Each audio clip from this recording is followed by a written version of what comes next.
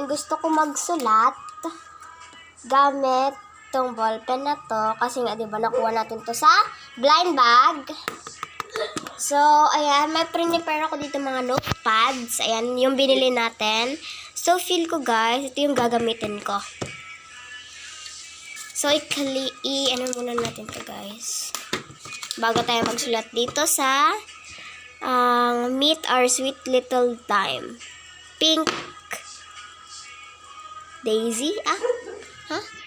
Pink Doris? Basta yan. So, yan guys, let's go na! Okay, so, wait, medyo Okay, so, ayan. Para mas malapit. Yan. Ilalagay ko dito guys, if ilan yung subscriber natin ngayon.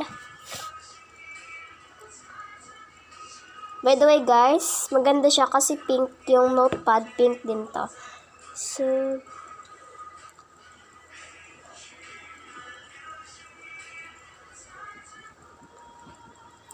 ba't hindi na siya gumagana? Okay.